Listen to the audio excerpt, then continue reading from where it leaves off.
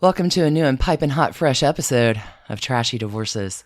Y'all, this week, this podcast was made for our couples this week. I'm so excited. Hi, Stacie. Hello, Alicia. Yeah, these are yours. Woo! That blew my mind. Like, I'm still heart palpitations over the trash candy gold that was mine. Y'all, everybody get comfy. Take a load off. We're so glad you're here. So happy you're here. There's a lot happening in the world right now. Boy, is there. Yeah, lots and lots. We would like to take a minute to say thank you to everyone who is out in the States expressing their First Amendment rights, and to our friends abroad who are, for whatever reason, taking to the streets in their cities to express solidarity with all that. Thank you. Yeah, there's a tremendous amount going on in the world right now, and there are a lot of different lanes and ways in which to resist. But taking a little bit of an hour for some self-care, some relaxation is kind of a big deal, and we are honored and grateful that you are here with us today. Indeed. We hope that we deliver. Whoa, baby. Stacie, this week you're bringing us the story of, I'm doing it to get Team Jen, yo. Jen and Ben Affleck, Jennifer Garner, I don't even know what to say. There's a nanny I know what to There's say. Jen Garner is a saint. Yeah, we can. There you go. It's the big takeaway. You have. Oh my gosh. You have one you've wanted to do since before we started this. A little bit. I did a slightly different angle this week, and I did the tale of the trashy divorces of Tori Spelling and Dean McDermott to get them together and maybe the love affair of a lifetime, or they're delusional. I don't know. In honor of our Canadian ex-sweethearts, Mary Jo Eustace and Dean McDermott this week, I picked a classic from the Bare Naked Ladies catalog from the 1992 release Gordon. Just a lovely little song called Blame It On Me. It's a good choice for these stories. Big cheers to our Canadian friends out there. If you are a Canadian friend or you happen to like Bare Naked Ladies, y'all, go to that bit.ly. Stacie, tell the people. Our Trash Candy Quarantine link is bit.ly/trashcandyquarantine. I'm sorry I made it so long. In hindsight, that was a bad idea. We get to say it a lot.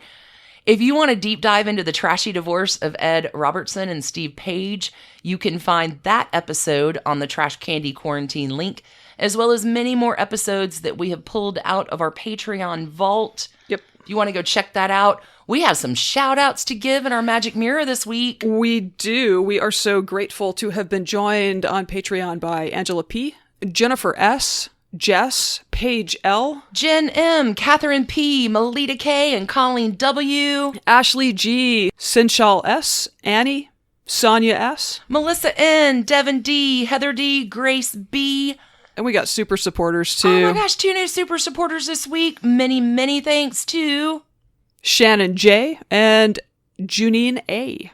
Y'all, thank you everybody for joining Team Trash Candy over on the Patreon side. What did you hear this week? Ooh, Fun with Dunn came back in a big way with the feuding Silberstein sisters. They were the owners of the Beverly Hills Hotel. Yeah, I didn't see this one coming. Oh, it was so good. We also had a little bit about another set of feuding sisters. In addition to the Silberstein sisters, I rounded out the dishy dish on Edie Getz, whose sister Irene Selznick. They were the daughters of Louis B. Mayer. I did a whole dirty digs on her house. It was a lot of fun. And you did Yeah, I had a little bonus on the travails of one Billy Bush. That was a good story. Really took all the consequences for someone else being a jerk. So good. Okay, I think that about does it, y'all. Yeah, that's got it. Hey, if this episode goes badly, babe, you can blame it on me, but Are we ready to go? You're waiting on me, you're backing up.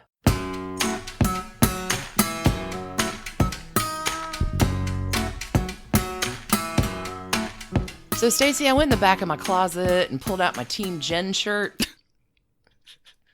I used that back before with the Jen Aniston Brad Pitt episode that we've done, but I really feel like I'm a consistent Team Jen overall on Trashy Divorces so far. I feel like that's a good... So far, I feel like that's good posturing, yeah. Talk to me about your story this week. I managed to avoid most of the news about these two goofballs, so I don't know as much as I don't go. I'm so excited. Okay. This is another story where I have deep affection for both Jennifer Garner, mostly her, and Ben Affleck, who... She's a saint. She reads to dogs. Like, come on. She reads to golden retrievers. Do they follow the stories? Probably. Is she teaching them to read? She's a saint. Go ahead. Pull out your trashy divorces bingo cards, everybody. Oh, yeah. Because today we're going to talk about a marriage that I think featured a whole lot of the old trashy divorces mistake of, but I can fix him. Oh, there's so many repetitions this week. Yeah. Jennifer Garner, we heart you. We do. We really, really heart you. And we're so sorry that your ex-husband, Ben Affleck, has never really managed to get his shit together for more than like a year at a time or something. Does Jen Garner go in the First Wives Club like Catherine of Aragon and Henry VIII? I think she is the quintessential ex-wife. We'll get to that. I think you're right. Good. I think you're right. She continues to save him. She's in the ex-wife Hall of Fame. Mm-hmm. Team Jen. Okay, we're also really pleased and impressed by how you both seem to be handling co-parenting after a divorce.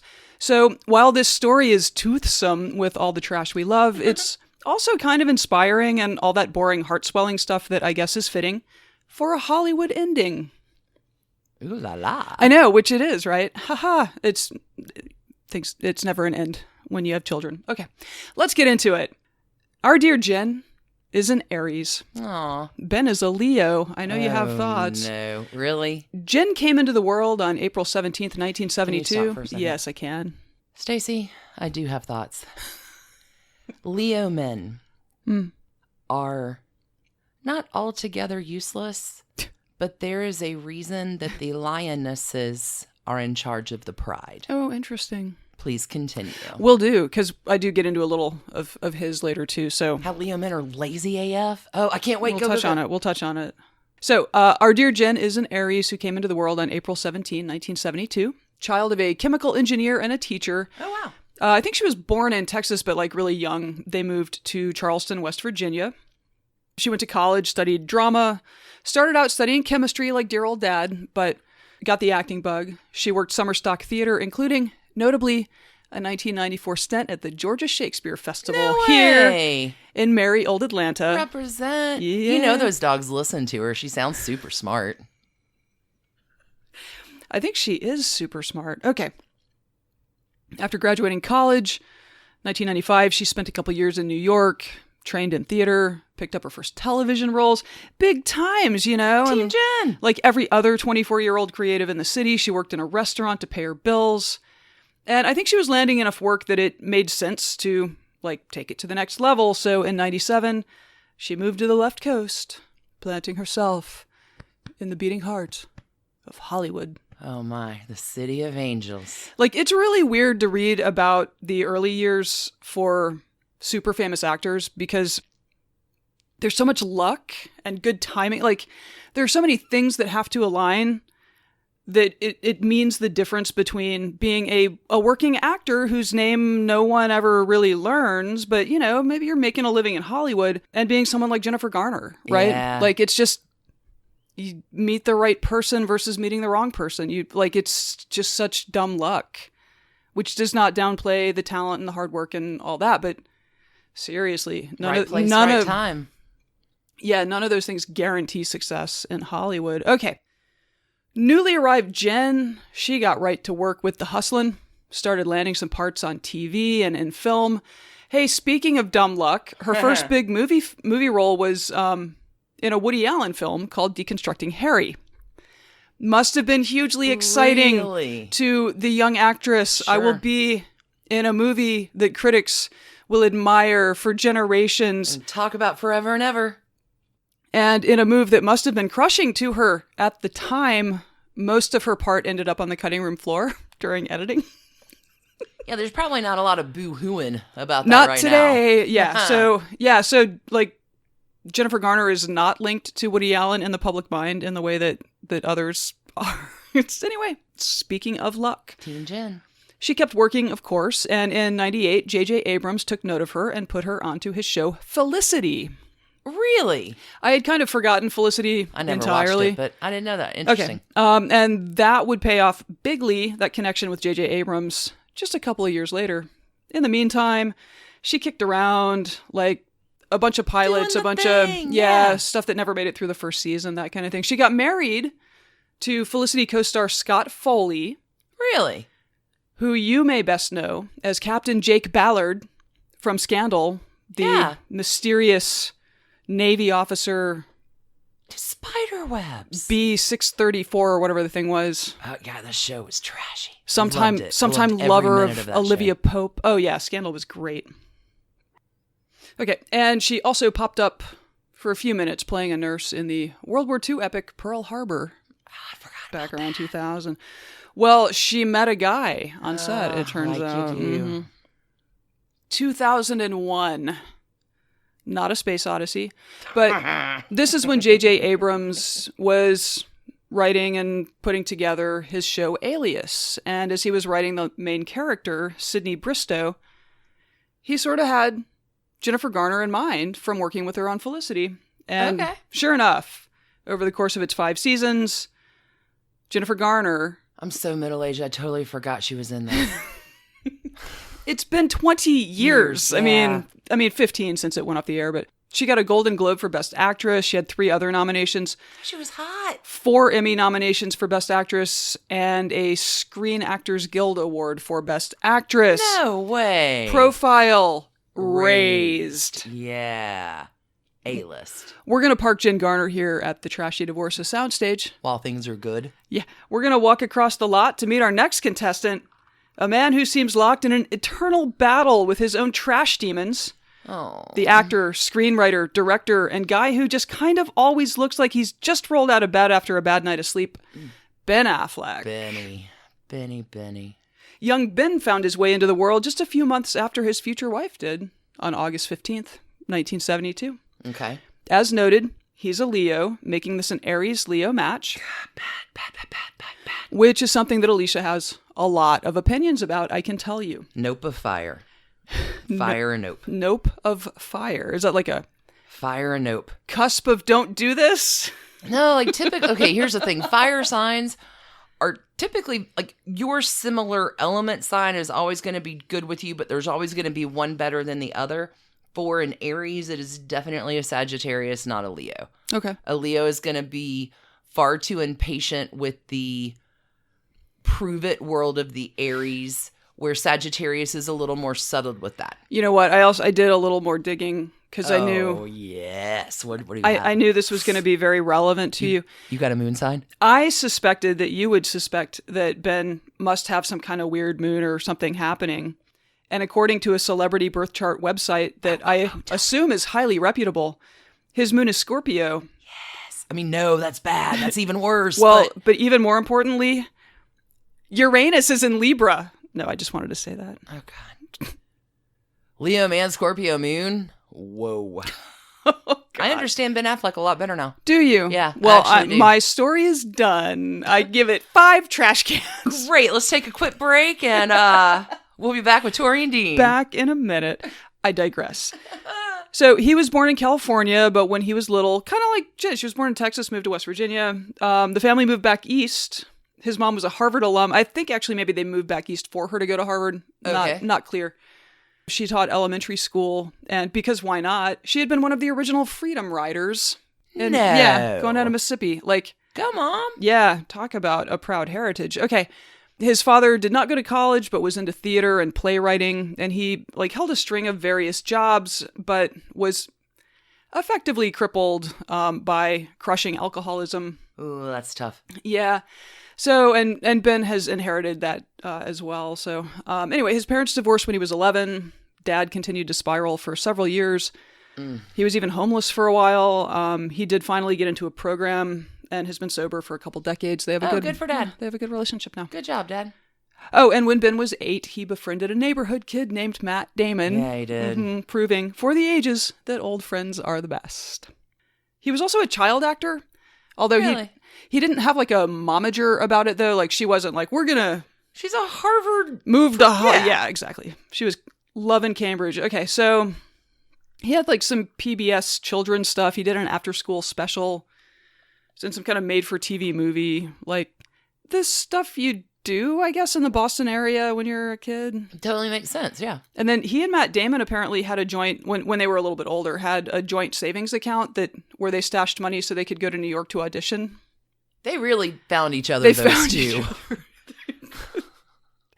They're both married to other people, but we know where their hearts are. But, deep sometimes down, you have that they really found each other. Creative other half. Mm-hmm. So as a kid and as a teenager, he was an unfocused student. I think he really struggled through the breakdown of his parents' marriage. It sounds like there's a lot of imago happening in, yeah. So he just kind of flailed. And like 90, 91, he headed to LA. I think he made a show of being a college student, maybe so he could make student films. Not really sure. Did a bunch of, nothing burger acting roles. His big achievement in this period was playing the school bully in Richard Linklater's Dazed and Confused. Oh, I forgot about that. He was such a jerk, too. Now I remember him in that movie. He was an ass. So this apparently gave him a lot of insight into how films are made. All right. Which will matter later. Because of Ben Affleck's age and his height and his general ability to loom effectively, he had been cast a lot. That's a good sentence. He'd been cast a lot as athletes, or maybe athletes with steroid problems or otherwise troubled athletes. And he was... Special skills you can bring to the role. Yeah, he was Loom. Starting to... So like you weave? No. I'm a great loomer. I loom. Not like the Sheldon Cooper kind of way. The other kind of way. So, all right. So Kevin Smith casts him in Mallrats in '95. I love that movie. Were you okay? I was going to ask. Kevin Smith is the best. The '90s really were just peak indie film awesomeness. Which actually, your story, straight up, man. Mm-hmm. So this sort of began to shift his career. So, like, yes, he was the jerk bully in Mallrats as well, but then Kevin Smith wrote him as the lead in Chasing Amy in 1997. Middle-aged memories, yo. Like the corners of my mind. Yeah, I'm pretty sure I would have a whole lot of issues if I watched that movie now. But so much. I did like it at the time. Mm-hmm. So that role really, really landed. Critics really just embraced Ben Affleck, leading man, whatever. But 1997 was not done with Ben Affleck yet. Did he and his boyfriend have something to do? He and his platonic boyfriend, who had been working on a script since 1992, released Good Will Hunting that year. They did. Yeah. And it took him several years to get this through the studio system, but it was a box office smash that critics absolutely swooned for. The darlings of Hollywood. And the boys won themselves a Golden Globe for Best Original Screenplay, and then they took home the Oscar for the same. Ben, at the age of 25, wow, is the youngest writer ever to win the Oscar for Best Original Screenplay. Seriously. Mm-hmm. Wow. I genuinely believe that there is an alternate universe where Ben Affleck grew up to be a painfully shy novelist writing like literary fiction in Boston. Like, whoosh, whoosh. Yeah. Planet V. Yeah. And like none of this tabloid crap ever happened to him. He just like sits in New Hampshire and releases a book every 7 years. I could see that. Yeah. All right. Big fame. Like there's a picture on his Wikipedia page of he and Matt Damon sitting with like on couches with Bill Clinton watching a screening of Good Will Hunting. Yeah, it's a different world. It's a different world. Yeah. Mm-hmm. Let's talk about the tragic personal life of young Ben Affleck. First, he met Gwyneth Paltrow at a Miramax event in 1997. God bless him. And they were a Hollywood power couple through about 2000. Wow. I only vaguely remember that. I remember her with Brad. I don't remember her with him. I think it was pre-Brad. I had a lot going on in the late 90s and apparently missed out on that. We're busy people. Now is the time we can sit back and catch up on all that we've missed over the last decades. He starred in Armageddon during this period, which turned him into, and I capitalized these words, leading man material And later he co-starred with Gwyneth in Shakespeare in Love, a movie I have seen more times than is probably right. It's a good movie. There was also a little movie called Pearl Harbor around this time that I may have mentioned before, where he met someone. But quickly overshadowing all of this on-screen work, from 2002 to 2004, Ben was the boy toy / fiancé of pop singer and intrepid publicity attractant Jennifer Lopez. Oh, shake it. Shake it, shake it. Like, we will cover Jennifer Lopez on a future episode. Mm-hmm. Yeah, I may have gone over. This is just a weird part of his life story. I did put a lot in. Okay. Known in the press as Benifer. Remember when that was all happening? Oh, yeah. Yeah. The pair were under a white-hot spotlight for the entirety of their relationship. And while J-Lo is someone who thrives in the burn, Ben does not. Yeah. And he did not. Like, he visibly shrank, as did his career during this relationship. She was married when they met. Forgot that. They met on the set of Geely? How the fuck is that pronounced? Yeah, that movie. Everyone's forgotten about it. No, everyone remembers that it was a horrific bomb. I don't know. Yeah. Okay, less than 9 months into that marriage that she was in, which I think was her second marriage, she files for divorce so she can be with Ben. Of course she does. Tabloid catnip. Meow. It is raining cat and dog trash candy around this place. Yeah, their relationship was a 3-ring tabloid circus. It was everywhere. It was horrible. November 2002, he proposed to her. Great thinking. With a 6.1 carat pink diamond solitaire custom made by Hollywood jeweler Harry Winston. We have learned this year that J-Lo did not seem to care so much for the amount of attention that ring got because it meant that the camera panned away from her and towards her hand. Oh. Like, the first time she met Barbra Streisand, Barbra Streisand comes up to her and is like, "Oh my God, can I see your ring?" No interest in her at all. She was so mad. Wow. Okay. By the time the wedding day approached in the fall of 2003, Ben Affleck felt overexposed, burned out. The wedding never happened, and they broke up a few months later. Worse for him than just like a breakup with his fiancée, trying to manage his girlfriend, his public image, and his career all at once had really taken a toll on every part of that. Like, nothing really survived it. So the movie bombed, and then other work in this period also failed to land. It was just a sort of classic situation of like his personal life overshadowing his professional attempts. It's a tough time.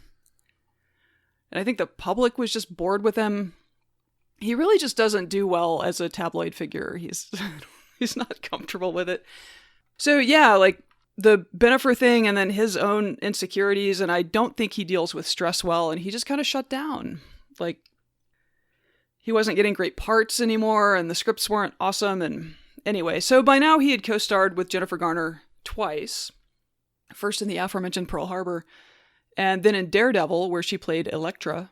And Daredevil is apparently where their first romantic sparks flew, but... That is where his looming experience really came in handy, was Daredevil. That was one of the main prerequisites for the role, looming. That probably was. Mm-hmm.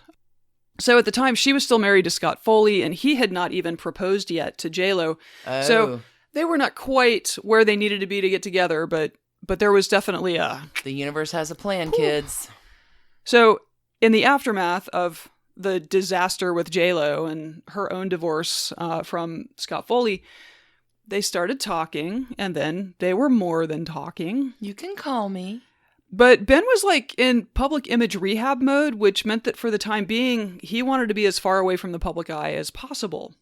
Like, I'm pretty sure he still had a sunburn from all the camera flashes that he got with J-Lo. And I think he was just trying to like pause and reboot. He wasn't happy with any of the material he was getting. Just nothing was working for him. So he just wanted to be out of it. So what this meant from a practical standpoint was that Jen Garner, flying high with Alias and other stuff, was walking Hollywood's red carpet solo. And then she would meet up with her not secret, but not being blasted to the tabloids either boyfriend at the after parties. So awesome. He was still like really active in Hollywood. He was socially present, but not for the cameras, which It's probably smart. it is very smart. It's also an unusual approach for a young actor. It's just, No, if you're going through the things. yeah. God, people have, like, I'm sick of myself. You've got to Yeah. be sick of me. Yeah. I feel like a lot of people adopt the all publicity is good publicity frame, and that doesn't appear to be what he's done, which I respect. He has a slightly different take. Yeah, like as I was writing this, it occurred to me that Ben Affleck may not love acting in its own right, that acting may really be more of an extension of his writing. So he acts because that you make a lot of money at that, but there's a lot of tie-in with his writing. He's moved into directing now too, I think. Yeah. I don't think acting is his favorite part. Anyway. He'll figure it out. Yeah, so there's this anecdote about him when he was cast in Armageddon in 98. Michael Bay had to be convinced to hire him. So Bay just sees this geeky dude with bad teeth, and the producer was like, no, this guy's gonna be a star. Like, put him in the movie. So Michael Bay is like, okay, guy, you need to drop some weight, you need to get a tan, and you need to get your teeth capped. And, like, this is what every single woman working in Hollywood gets every time she gets a role. I don't know. I thought it was pretty illuminating. Like, he was kind of just a disheveled guy who shows up like, I mean, I could be in your movie. And it's, I don't know. Yeah. Yeah. Dude, where's my role? I'm a good loomer. I loom well. Okay. So he's in career hiatus, and that's fine because the relationship with Jen was flourishing and her career was really taking off because Alias had blown up into a huge thing. And then 13 going on 30 had established her as like one of the most addictively watchable leads that you can imagine. She's so good on screen. Reads to dogs. She reads to dogs and they listen because it's Jen Garner. In 2005, Ben hopped over to the Harry Winston store again. Hey, buddy. He picked up a 4.5 carat diamond ring, which he offered to her on her 33rd birthday, and they became engaged. Ooh. On June 29 of that year, they, on the island of Turks and Caicos, is that pronounced correctly? Okay. They married in a ceremony so private that it literally was the two of them, their officiant, the actor Victor Garber, and his husband, the artist Rainier Andreessen. Fantastic. That was it. Four Perfect. people in a room. Great. It is so the opposite of what his life with J-Lo would have been like. Yeah. And interestingly, I think having some like gargantuan, super fussy wedding experience was not actually anything Jen wanted either. When she and Scott Foley got married, they had a ceremony in their house. Mm-hmm. Like, have I mentioned that Jennifer Garner is awesome? Is a saint. Pretty much a saint. Team Jen. This marriage initially was wonderful for both of them. It really, like, we were rooting for those kids. Yep, when Alias came to an end, Jen took some time off, had a baby.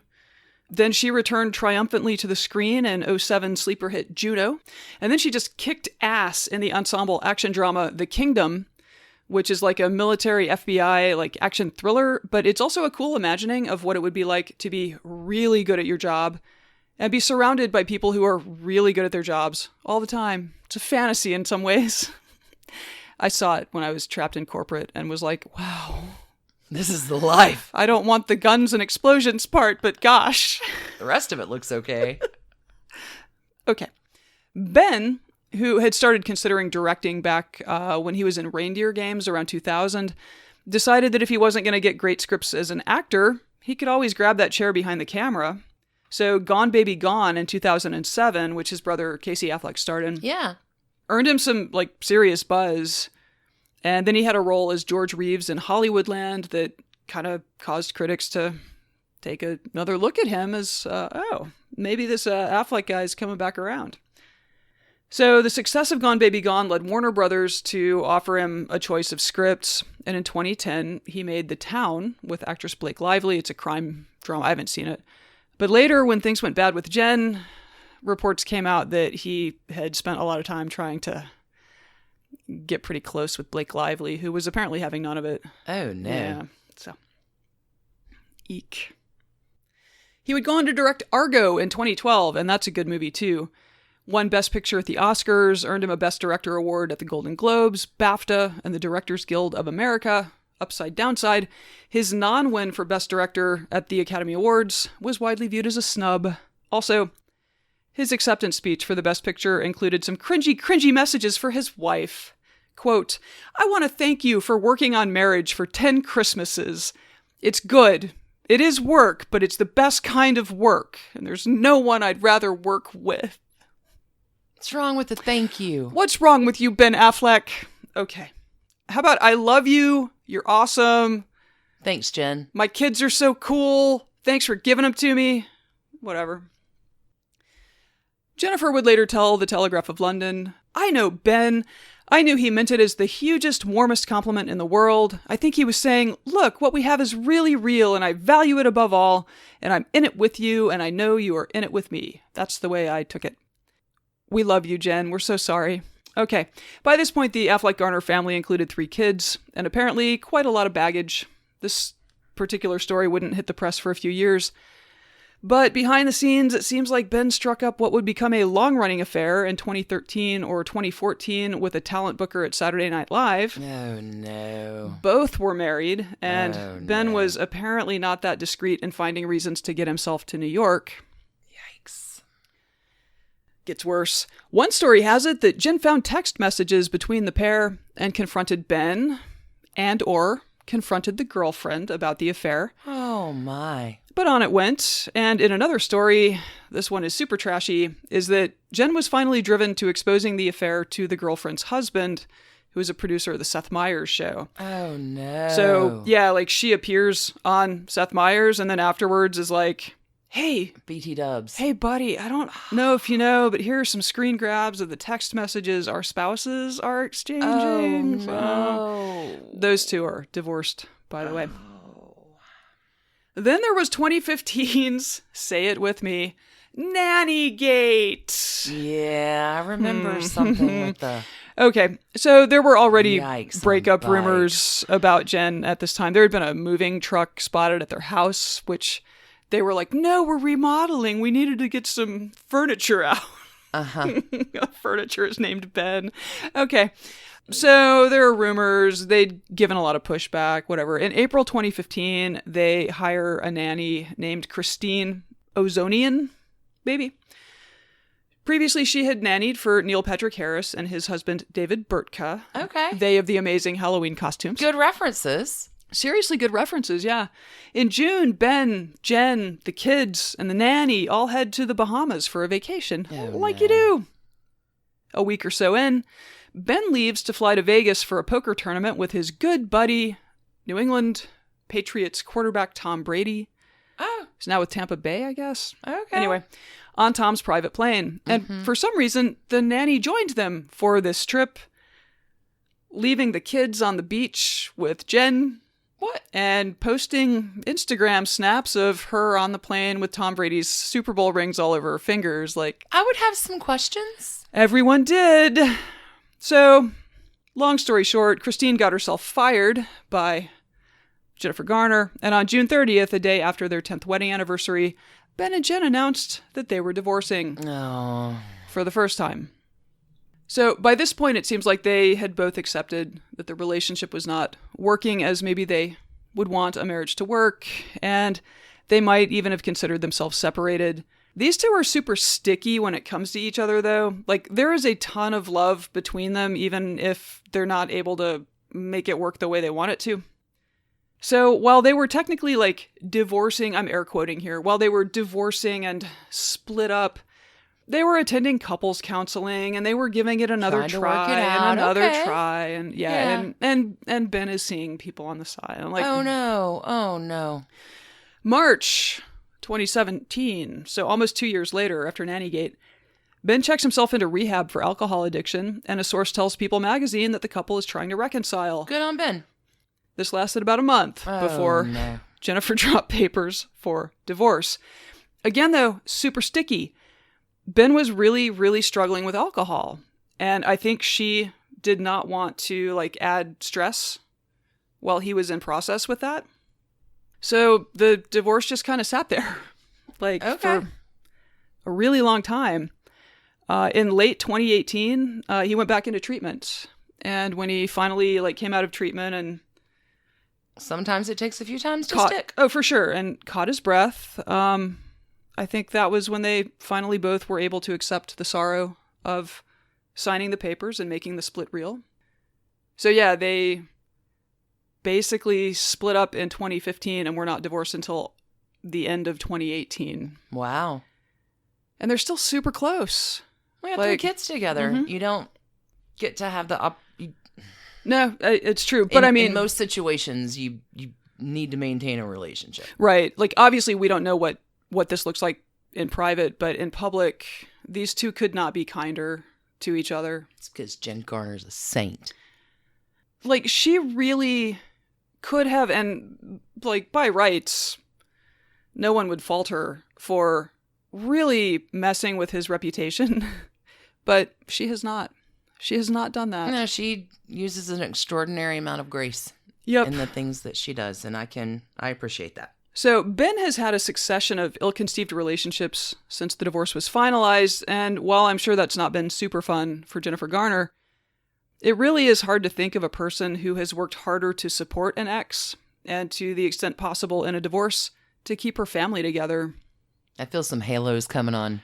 Yeah, Ben has said that the divorce is his biggest regret, by which I think he means his inability to make the marriage work. Like, I know it's both sides, but it really, I feel like he gets a 51% share and she just a 49%. I don't know. When all else fails, you can blame it on me. Yeah, so I don't know really how to, I mean, he's not unusually trashy for a rich guy, basically.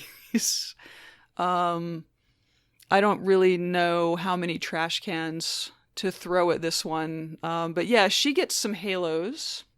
Little handful of dog-shaped reading time halos. Sitting on clouds that look like puppy paws. Yeah. And let's give him 25 trash cans for the age he was when he won his first Oscar. Okay, full of his own trashy demons. It's tough, man. It's tough when you're battling. Like, God, that's a tough situation. It sounds like they have come through on the other side to a much healthier spot. It does. Which we can all support. Yeah, I mean, you kind of cheer for they're always going to love each other kind of people. Because so many breakups go so differently. Dude, it's a trashy win. Trashy win for everybody. All right, well, done. That is Ben and Jen to the best of my ability. Rock on. Let's take a quick break. All right. Hey, friends. So most camps are canceled this summer. Not ours. Stacie and I are doing a podcasting camp. We have adult camp for podcasters aspiring or existing. That's exactly right. We are going to be teaching an online course, one through the month of June, one through the month of July, of Podcasting 101 and a Podcasting 201, respectively, with the Smyrna Library System. Yep, we are partnering with the Smyrna Library System to do Zoom classes. So if you've got a podcast dream, join us in June. And if you have a podcast and want to fine-tune your marketing and your strategy, join us in July. Check your show notes for links and schedules. And can't wait to summer camp with you. Hope to see you soon. Podcast Summer Camp. Hi, we're Eliza, Allison, and Carlin, and we're the hosts of Resolved Mysteries podcast. Our podcast follows the 80s and 90s television show Unsolved Mysteries, hosted by Robert Stack. We have a love for true crime and the unsolved. If you don't remember Unsolved Mysteries, we forgive you, but you don't have to know to get into our show. If you like true crime stuff, ghost stuff, alien stuff, or just stories about weird shit like Bigfoot, this is your podcast. The stories we cover range from totally ridiculous to truly heartbreaking. We do detailed research on all of the segments that Unsolved Mysteries aired, then drink some wine and give you the latest updates on every case. We talk about stories that will leave you laughing, crying, and occasionally outraged. Resolved Mysteries podcast is available on Apple Podcasts, Stitcher, or wherever you get your favorite pods. Join us and perhaps you may be able to help solve a mystery. Alicia, you've been in some sort of, I don't know, trash candy trance all week. You've been dancing through the house, celebrating. Tori and Dean. Oh my. This week I'm coming in from a little bit different of an angle, y'all. I can Aunt Irma over this one for days. If you want to go down the Tori and Dean rabbit hole, please check all my receipts on trashiedivorces.com today. I'm covering the trashy divorces of two couples here. The Okay. first, Dean McDermott and his first wife, Mary Jo Eustace, and the trashy divorce of Tori Spelling and Charlie Shanahan. I've not seen his name pronounced consistently, but apparently he's the nicest dude in the world. No, well, Okay. good for him. Yeah, I would just like to say my only real familiarity with Tori Spelling is from the 90s indie amazing movie House of Yes, based on a play of the same name. And I make donut royalty jokes all the time that no one gets because apparently I'm the only one who ever watched that. So Just like now. Huh. Actually, I did. I did watch House of Yes because it has Parker Posey in it, it right? does, yeah. Yeah, Oh, it's I stellar. did not enjoy that movie at all. It's so good. Didn't enjoy It's it. stellar. Not important. I'm going to explain Tori and Dean to you like you're 5 today. Great, It's because a great story. otherwise I don't really know who she is. Okay, so Tori and Dean both have trashy divorces, and their affair in 2005 will turn into a 14-year marriage and piles of trash candy. You got very southern there for a second. Oh my God, just gob piles of trash candy. So, 2 trashy divorces in this one, and maybe a love story too. Because, like, whatever you think about Tori and Dean, they are so public. I'm probably not going to cover your favorite thing. I'm doing a 50,000 overview, like it's a different angle, because y'all, I have questions. Either this is the love story of the century, or they're delusional. This is where I went in. I'm like, I don't get it. I don't understand. But it turns out these two are opposing signs. And Dean has a type. And Mary Jo is the same sign as Tori, opposing signs. What are they? There's 6 pairs in astrology. This is super quick because there's a whole Patreon episode about it. There is. It's going to come out today. There's 6 pairs in the traditional zodiac. And I would like to introduce you today to the Taurus-Scorpio mix. Oh, it is sex and mystery and secrets. And the thing with opposing signs is they'll always seek in each other what the other lacks and vice versa. Anyway, check it on Patreon. I'm not getting too much into astrology here. Check it out on Patreon if you want the dish on opposing signs. But literally, to remember them, and especially Taurus and Scorpio, they literally cannot help themselves. Okay. Let's start with our Canadian sweethearts. Okay. Because Dean and Mary Jo are both Canadian. Oh, I was going to say, Tori Spelling's Canadian? Nope. Nope. Dean, okay. Sweet Mary Josephine Eustace. She's like Judy Collins, a May 1st baby, born in Toronto. Hello, Canadian friends. Mary Jo is raised with 4 kids in her family. They call themselves the Motley Crew, like family's a big deal. And everybody calls her dad Smokey because he smokes like 2 packs a day. And he's the beloved father, and her mom is great. And like family is a thing.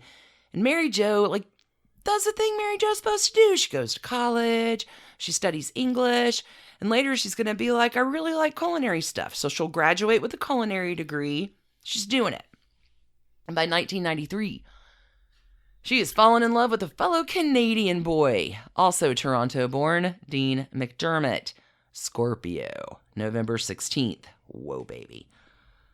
The attraction and need and push and pull of a Scorpio-Taurus mix cannot be denied. Dean grows up. He has some sisters too, but Dean really, really digs Mary Jo's family and this whole unit. And by 1993, these two wedding bells have gotten hitched, but I have a few funny stories here. Before they get married, because they're getting married in the Catholic Church, they have to go to this Catholic retreat for like, whatever, So they didn't get married in a mall? No, they did not get married in a mall. You're very funny. So they're at this Catholic retreat for like engaged couples, and apparently the 2 of them steal liquor and take off with a bunch of other attendees and like skinny dip in the monastery lake. Delightful. Okay, I'm nodding my head here. I mean, here's the best nugget that I picked up. sorry, Padre. Oh my God. Dean and Mary Jo get married at Mary Jo's aunt's home, which is really great. Like they have a wedding at the home, and the reception is going to happen at the local convent.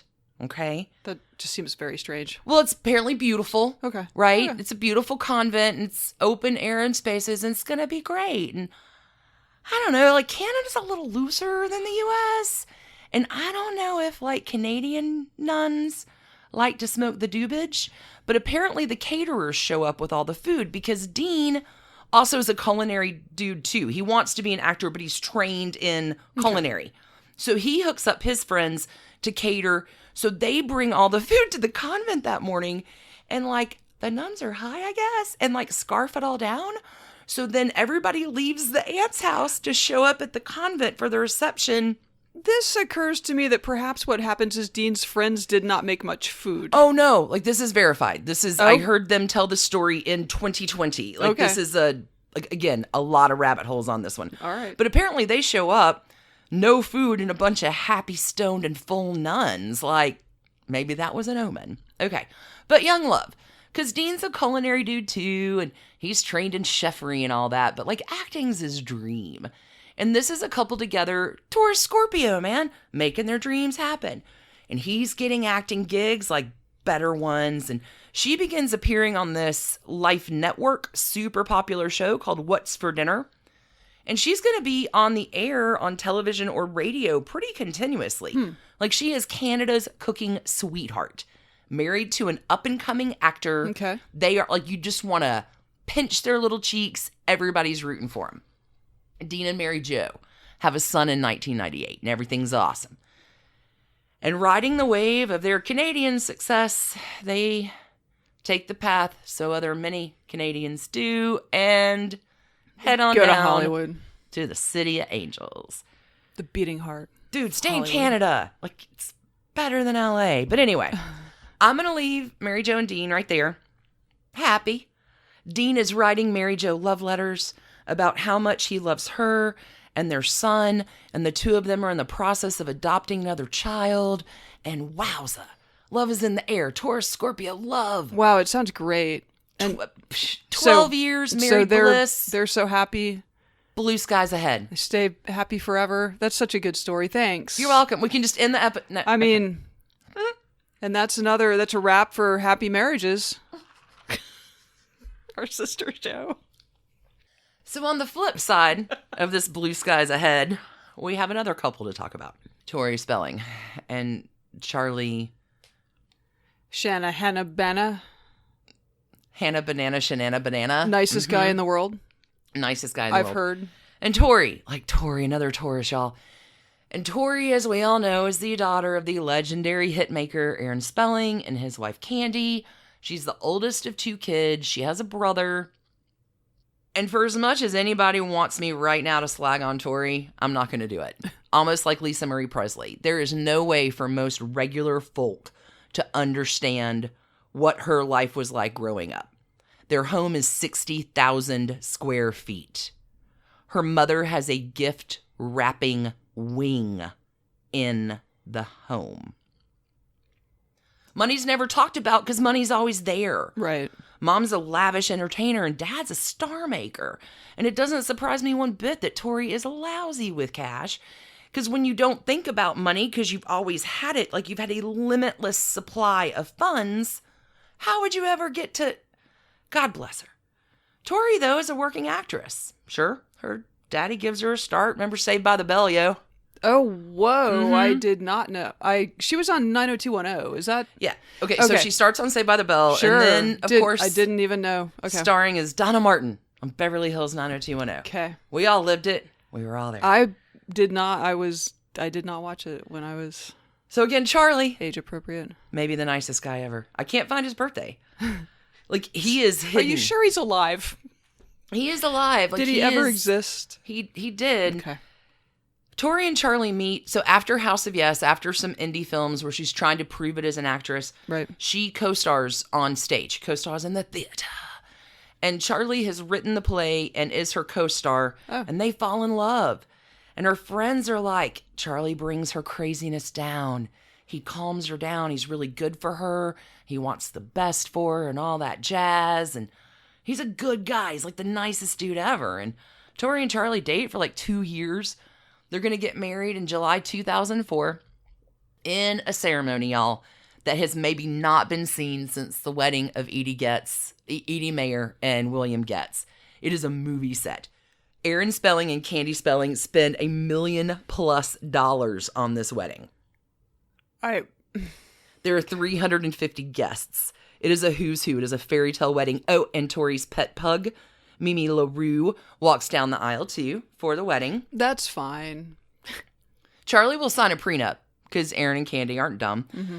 And there might be a little bit of an omen too in this wedding when, as Tori's about to walk down the aisle, her heel gets caught in her dress. There's a little bit of a kerfuffle, but the $1 million wedding commences and the happy couple's hitched and it goes great. Until it doesn't. Tori will say, in retrospect, that they just weren't right for each other. She takes the fault. She says, I didn't show him all of me. He's a nice boy, and he wouldn't want to see that. At 28, that's how old Tori is when she's married, he looked like a logical, level-headed choice. I'm 28. This is what I'm supposed to do, I guess, and I should get married, and it's all very responsible. But level-headed does not mean passionate. And it turns out that Tori is Dean McDermott's poster on the wall. And Dean has been crushing on Tori for a long time. Like even back in the day, his hockey buddies make fun of him because Dean will leave the party to go home and watch 90210 because he's watching it for Donna Martin. Wow. Repetition, poster on the wall. Interesting. Dean is also, by this time, a happily married dude of 12 years writing his little wife notes.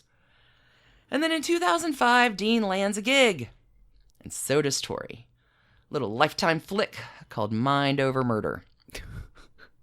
And in July 2005... Funny the things that'll change your life. Okay. July 2005, the two of them will go on location to Ottawa to make a little TV movie.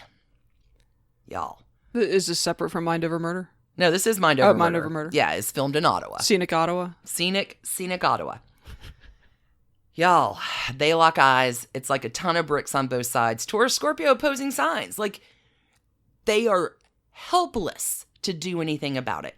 Tori will say in her 2009 memoir, Storytelling, it was love at first sight. I fell so hard. Then I noticed he had a wedding ring. When someone asked, he pulled out photos of his children and, oh yeah, I had a husband too. It was fun to flirt, but I knew that nothing would happen. But Dean and I went to a bar after dinner, and then we spent the night at Cartier Place. The following day, when I woke up next to Dean, I had no regrets. Something was really wrong in my marriage. Not only because I slept with this guy, though that certainly wasn't a positive sign, but because I didn't regret it. You know I'm what? sorry, this is why I love Tori spelling. That is, yeah. Taurus honest is, Scorpios are never honest. Taurus, honest to a fault. And if it's none of your business, they're going to tell you it's none of your business. Otherwise, they're going to tell you the truth. Like, Tori is so, and there was an interview, it's not in the story, but she's like, the tabloids are going to make shit up about me anyway. Why shouldn't I just go ahead and control the narrative of the story? I'd rather tell you the truth from my own mouth than have the press get it 1,000 ways wrong to Sunday. Yeah. I mean, you know what? Props for candid. I don't know if she gets halos, but she's plucky and I like her. Okay. So, Mind Over Murder. Oh, God. That wasn't a positive sign that I slept with someone else, but I didn't regret it, which really gave me a big clue. So, Tori and Dean will ride back together on the flight to LA and legit on this vomit bag write their life goals with each other. Like, I cannot express to you how instant and immediate their love connection is, but they're both fucking married. This is supposed to be a fun weekend gig in Ottawa. But now we're supposed to go home and be with our spouses? Absence makes the heart grow fungus. Okay, so there's some confusion with all parties here. Because Tori and Dean have to be together. First, Tori will tell her husband. She'll tell Charlie, again, this is from her book, Storytelling. I told him I'd never been in love with him. I loved him and he'd been a friend to me, but I married him because he was a great guy, a guy who took care of me. Charlie didn't want to hear it. He kept saying, where is this coming from? We have a perfect relationship. And then he turned to me. Did you cheat on me? Oop. I said yes. He said, it was with Dean, wasn't it? I said yes. He said, I should have known. Okay, Dean, for his part, quickly files divorce papers. And Mary Jo is like, what the fuck? And Dean is like, Tori is everything to me. And Mary Jo is like, you have known her for 3 weeks. We have a decade plus long marriage and a son and a kid on the way. Like, what is wrong with you? These are solid considerations. A lot happens in this time frame. But Dean and Tori cannot keep away from each other. Like, oh my God. And the press is stalking them and reporting everything. And they're stalking their soon-to-be exes too, their front page. Like, this was the story of summer 2005 to summer 2006. Like, whoa. If you're looped into tabloid culture, this was your trash candy. So, without the benefit of neither Tori nor Dean being actually divorced yet, Dean will propose to Tori on Christmas Eve 2005. Cool. His divorce comes through from Mary Jo by the end of February 2006. Mary Jo will get shared custody and alimony, and she will continue the process to adopt that other child by herself. Well, that's good anyway. I mean, she takes her family, they head back to Canada to get out of the limelight. Because even in Canada, when she goes back, people come up to her on the street.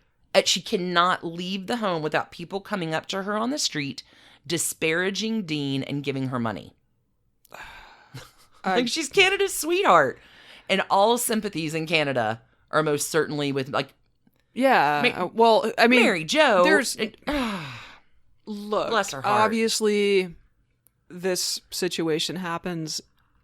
But yeah, I mean, Dean's not the good guy here. Like, I'm happy he found his true love or whatever, but yeah, sorry, like, it's just not... God, poor Mary Jo. As Tori's parents made her sign a prenup, nice guy Charlie's just kind of on the outs. So that divorce happens... Yeah, like... Yeah, I mean, makes sense. But that divorce happens April of 2006. And in May, like 11 days later, Henry VIII and Jane Seymour... Dean and Tori eloped to Fiji. Are you kidding? Mm-mm. How long have they known each other at this point? Less than a year, 11 months. So risky, but yeah, working out, I guess. Oh no, they elope for their island wedding, and it's off to the races. And welcome to our new podcast, Trashy Marriages. No, I kid. But we could wrap this story right here. The divorces are done. Mm-hmm. But I wouldn't even be me. But no. If I didn't take you through more trash candy bits. I got you, friends. Okay, so X is out. And Tori and Dean are married. And this marriage literally does not sit too well with Aaron and Candy, who 2 years before spent $1 million+ smackaroos for you to marry the love of your life 2 years ago. And I'm not sure if you noticed, kiddo, but we're really private people. And you've been in the headlines every day. So to put it gently, the family relationship is strained. In June of that year, Aaron Spelling dies without Tori having seen him. And the family, of course, is in grief. There's also a $1 million fortune that Aaron Spelling has left. Tori and her brother both will get $800,000 apiece. Candy says Tori's crap with money. I'm not going to give it to her so she can waste it. Which, again, if you grow up with a limitless amount of money, you don't know how to have responsibility about it. Tori's a spender. She's a hoarder. But she's upfront about it. She doesn't hide it. Well, I mean, okay. Okay. So Tori and Dean will start this reality TV empire. They'll boot out 5 babies. First one starting in 2007. Oh my God. Oh my God. Yeah. Yeah, okay, my eyes are huge right now. Okay. First kid, 2007. 2008, they have another. They move to another reality show. And, like, seriously, Tori's a Taurus. She lets everything hang out. And I have watched every episode of every one of her reality shows. And I love them because it is, oh my God, these two have done everything. I've been in this relationship.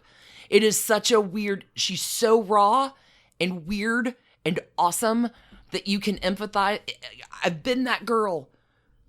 With tears, oh God, poor Tori. Okay, it's ups, it's down, it's ups, it's downs, it's tears, and like they let it hang out. But by 2010, these two are renewing their vows. 4 years later, after they get married, which is a little early in the schema to do that kind of thing, but it's what you do when you almost break up, I guess. Oh. Because these two are in this opposing sign loop. And I'm afraid, like, it's going to take, I don't even know what to bust it up because it only gets trashier from here. They have another kid in 2011. 5 months after that baby's born in 2012, Tori's pregnant again. How many kids did he have with just the one with his first wife? One with his first wife. And then an adopted Correct. child on its way. Okay. Okay. So this pregnancy, the fourth pregnancy, is super tough for Tori. Like, she's on bed rest for the last 4 months. It is less tough for Dean, who is cheating on Tori. Oh. And in December 13, this is like Christmas time, the tabloids all break the story from one of Dean's hookups. And this is where it's gross, because the hookup is like, she tells everything Dean said, and it's just ick. But Dean says the thing to her that every married man says. Uh-oh. We don't even ever have sex. Which, you've got 4 kids, dude. Like, yeah, tough to make that claim credibly. Scores Torpio, sex is kind of your thing as a couple. Try again. I find your story very difficult to believe. Did you just say Scorus Torpio? Because yes, I love that. Like, oh my God. Okay. So, Dino. Okay. So, next, their reality series comes True Tori. Oh my God, True Tori. So many tears. And the two of them go in for counseling, and Dean will go in for intimacy addiction and substance abuse issues.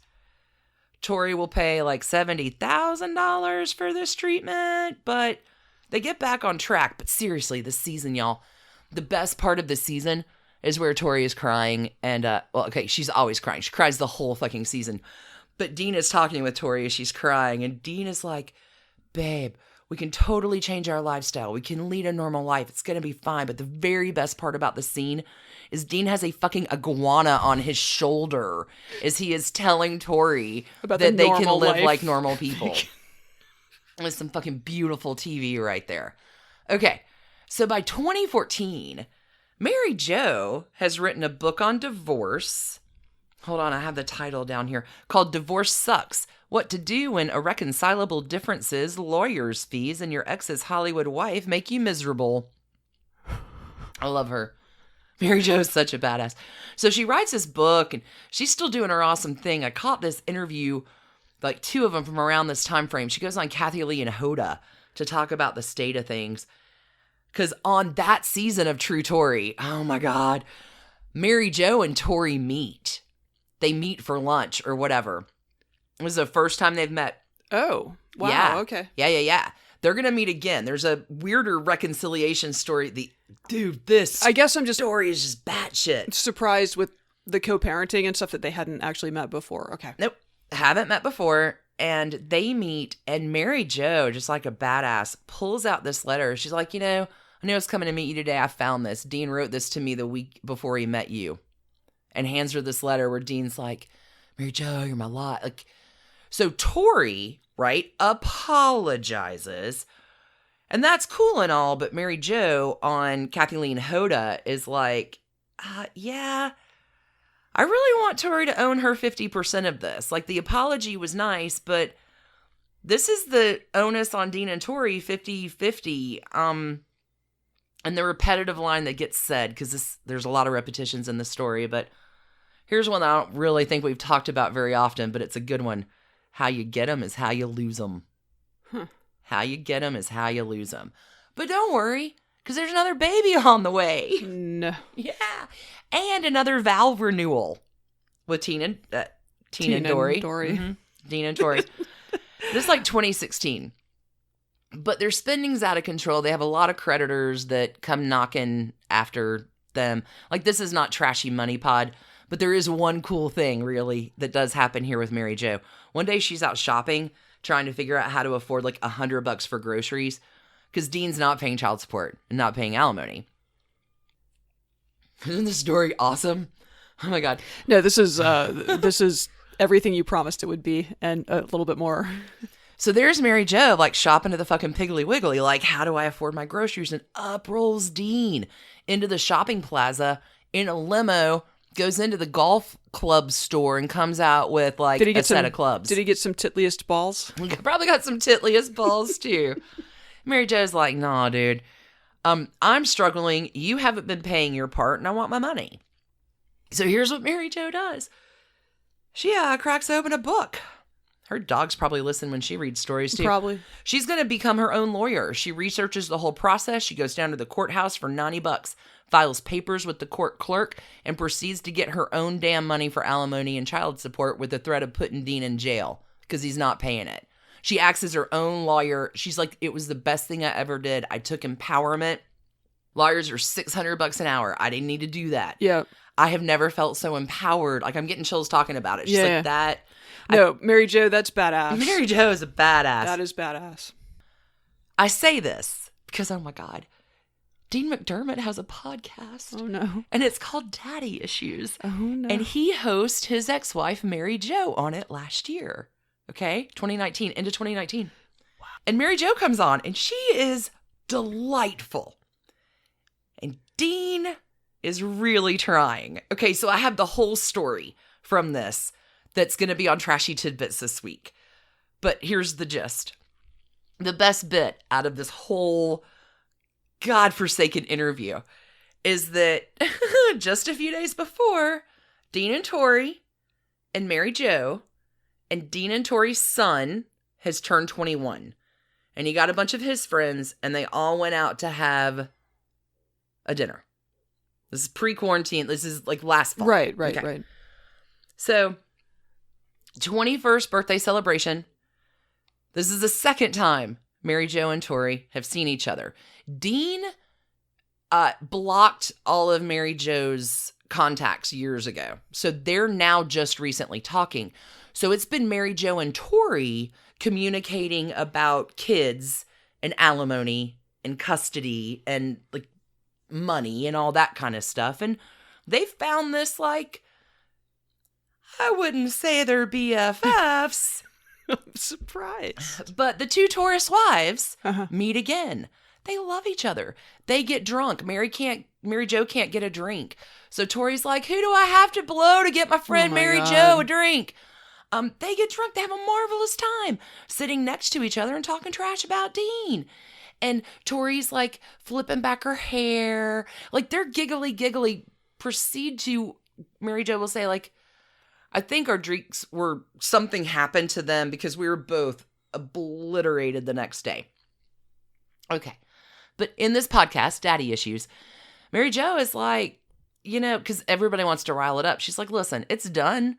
I'm living a happier life. She shows a tremendous amount of grace. And Tori, for her part as well, is showing a tremendous amount of grace. And they have worked it out into this odd, comfortable-ish family structure that if Dean has his way, he's going to want to screw it up. Because apparently at the dinner for the kid, Dean was like, yeah, I want to go to dinner with your parents. And the other co-host is like, dude, no, and Mary Jo's like, thanks. That's a lot of insight you're showing there. Trashy Tidbits this week. It's amazing. Okay. So Mary Jo, besides representing herself in court and being a general badass, like writes a book, she's on the radio, she's doing all the things. She is a good egg, from what I can tell, who has made peace with all of that insanity. Yeah, which is no small thing when there are TV cameras following your ex around all the time. Yeah. Like, she's been super honest and super apparent. She is single. She was dating at the end of last year, but not remarried. And I think she's going to take her sweet time and stay away from Scorpios. Good tip. Charlie, Tori's ex, has maintained like quiet. It's hard to find a line on him, but I honestly didn't super sleuth too hard. I did half hard, but not really. Like, he truly seems like a nice dude. Charlie will come back up because he will meet with Tori on that season of True Tori. He doesn't get on camera. Like, she drives, they have a private meeting, and it's her response on the way back. She has some angst and guilt, like probably is yours to have in that. Mm-hmm. Tori and Dean, dude, celebrated their 14th wedding anniversary, at least from the first wedding, in May of 2020. 14 years. Congratulations to them. I suppose. There's so many spider webs that spin off from this. On Patreon this week, we've got the whole trastrology thing about opposing signs, as well as an extra special Fun with Done episode about some hard candy spelling. I'm looking forward to that one. It's going to be a good fun with Done because this is a story that just keeps on giving. Right. But those are the trashy divorces of Tori and Dean. As trash cans go. 0 trash cans to Mary Jo and Charlie. Like, I can't even imagine what the gut punch of that experience was like to be on the, like, it, horrific. Tori and Dean, it doesn't get much more trashy divorces than this. They both get classic 5 stars across the board. Individually. Okay. Does that make sense? Yes. I mean, insofar as Filled with repetitions. Only thing in that story that actually made any sense is Mary Jo walking into it. Like, I'm just picturing her like busting the doors of the courtroom open. Done like, in her pantsuit. Your Honor, I would like a word. No, we've got a whole follow-up on Trashy Tidbits this week, as well as the candy spelling story, which I didn't get into much here, but whoa, baby. It's going to be fun on Patreon this week. But that is... Oh my God, I think that... I need to take a breath. That was a lot. Yeah, listeners, you're welcome. I know Alicia has been so excited about this one, and she's now grabbing our magic mugs of names. I am. I forgot to put them on the table. I think that's yours. It's okay. Yeah. Okay. Sorry, okay, now I'm back. That's bad audio. Sorry, I'm back. She ruined our audio like that. All right. Oh, God, I need to take a breath. I love that story. Sure. Take a breath. You're going first next week, so you draw first. Oh, yeah, okay. But take a breath. No. That was... No, now I'm excited. Who's Wow. next? Who's next in the Wow. wheel? Ooh. You want to see? Yeah. Oh. Huh. Why don't you draw and let me think of a clue? Oh, okay. And then while I'm saying my clue, then maybe you'll think of a clue. Who do you have? Oh, yes. Yes. All right, also thinking of a clue. My clue, goddess, hero, badass, full of grace. Okay. Yeah, I don't think anyone's going to get that. I would. I would totally get that. Okay. Yeah. Okay, what about you? It's a... He's got that one song, right? There's that one song and like some child acting involved or something, and mostly this is another. It's like a healthy divorce. It's like Happy ending. Yeah, Happy ending divorce. Yeah, happy ending divorce. Happy post marriage. Healthy post marriage. Whatever. Now you just said too much. He has that one song. He has that one song. Y'all, thanks again for tuning in to Trashy Divorces. You're the very best. Thanks for hanging out for an hour with us and taking a break. Keep doing what you do. You're doing awesome. We're rooting for you. Thanks for sharing all your stories and all the trash you love. Y'all are the very best. If you need a little bit more trash candy in your life, you can head over to the link in your browser at bit.ly/trashcandyquarantine. We'll take you to the catalog of things that we've pulled from behind the paywall. And I think they're sequential or something. Like, Patreon doesn't let us sort. No, so when we post old stuff, it's going to end up a little bit more down in the list. Yeah, we don't have any good way to fix that. So, anyway, that's...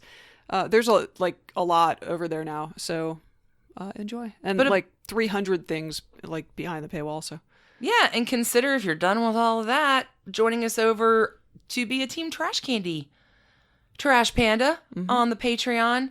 We're putting out 3 to 4 new episodes a week over there every week. It's so much fun. Yeah. My Life in Trash Candy will be the name of my book. That will be the name of your My book. Life in Trash Candy. Just named it TM. Oh gosh, is that all? I think that's I'm still all. breathless. I can Aunt Irma on that story all day. No, you dug into that like it was delicious cheesecake or something. Everybody knows the story. I don't. Yeah, but our hardcore trash pandas. Right. I am not our target audience, weirdly enough. Y'all, that was so much fun. Thanks for tuning in. You're the very best. Until we talk to you again. Keep it trashy. Clean hands, trashy hearts, yo. Wash those paws. Oh, so much washing. Hey, and if you're out and about, put on a mask for real. Yeah, be safe, y'all. Yep, we love you. Love you too. That was all weird. It really got weird. We love you too. Wash your paws. Wash paws. Bye, friends. Keep it Bye. trashy. Trash Pandas, thanks for listening. Trashy Divorces is written and produced by us, Stacie and Alicia, for Hemlock Creatives. You can contact us at trashydivorces@gmail.com. Our art is by Sydney V. Smith. Sydney V. Smith at carbonmade.com. And our music is used with permission of Ratsy. You can find her at Ratsy's store on Instagram. Check out episode sources, photos, soundtracks, merch store, and more at trashydivorces.com. Need more trash candy? Our Patreon community includes some of the bestest humans around, as well as a bunch of bonus content every week. Join the fun at patreon.com/trashydivorces. Last but not least, come play with us on social. We are at Trashy Divorces at Instagram, which Alicia mostly runs. Twitter, which Stacie mostly runs. And on Facebook, which we split. We also have a Trashy Divorces discussion group on Facebook if you want to chat with other Trashy Divorces listeners. Thanks again for listening. Keep it trashy, y'all.